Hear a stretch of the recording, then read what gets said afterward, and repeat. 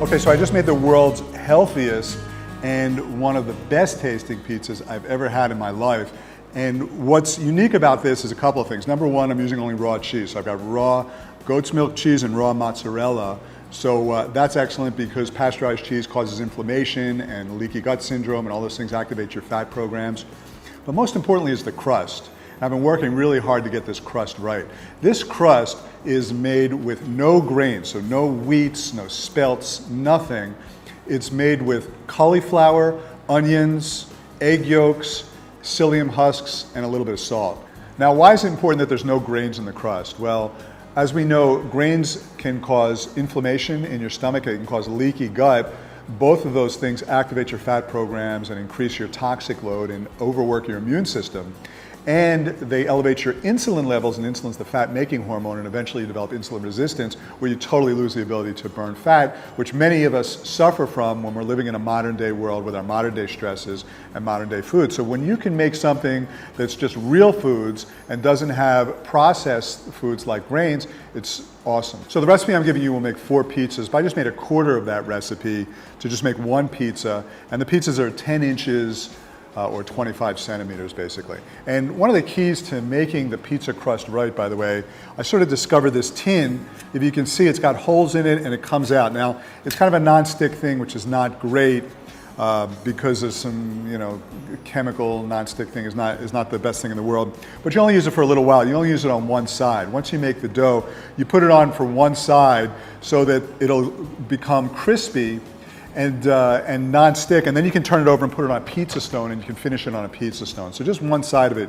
gets this, if you have it, or if you can go to a kitchenware store, makes it a little bit easier. Otherwise, you can just use a pizza tin or a pizza stone. So let's talk about how to make the crust.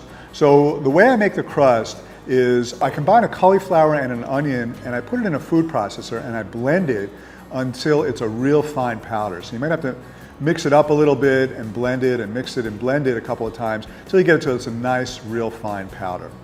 Then I'm going to put it in a bowl and I'm going to combine it with 12 egg yolks, just the yolks. So then we put a cup of psyllium husks and a teaspoon of Himalayan salt. Now the reason I use egg yolks and not egg whites is because egg yolks are a more complete protein, they have a very healthy fat, and a lot of people can't digest egg whites. There's something in it called albumin, which can cause digestive problems. I personally can't digest albumin, so I only like to use the yolks. Also, when you combine egg yolks with psyllium husks, and psyllium husks is just fiber, there's nothing else in it. It's not a grain, it's just fiber that passes right through you. It's very good for you. I recommend that you get organic psyllium husks. They're very inexpensive.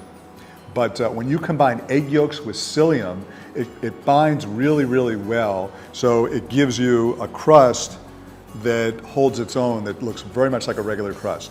You also want to add about 2 tablespoons of ghee, which is clarified butter. Very healthy and also helps mix the ingredients together. Okay, so just keep mixing till it's a nice, smooth substance, and then you want to put it on your baking tin and just spread it out nice and even, probably about a ½ centimeter or a ¼ of an inch thick is what you want.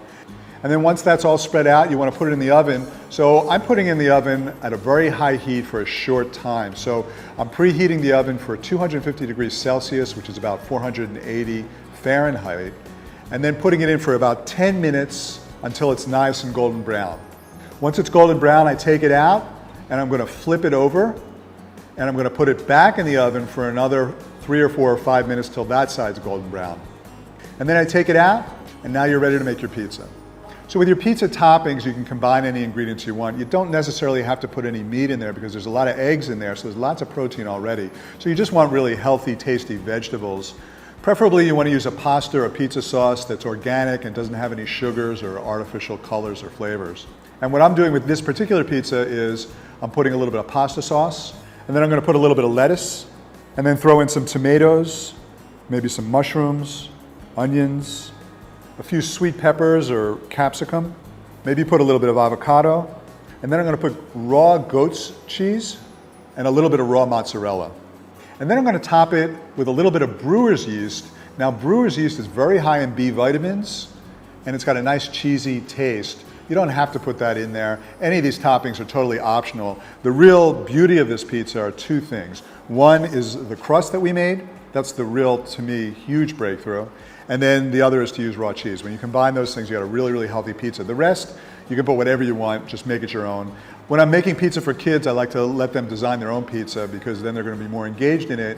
Maybe they'll make a smiley face or something, and then they're going to eat it. And it's a great way to get vegetables, healthy vegetables, into your kids. You can also put in the crust, in addition to putting cauliflower and onions, you can put mushrooms, carrots, you can put other vegetables in there, and it's a good way to sneak vegetables into a crust. You can even put broccoli in there. So this recipe takes about 25 minutes or so to make all up with the cooking time. But it's beautiful, kids love it, you'll love it. Give it a try, and I'll speak to you real soon. Take care.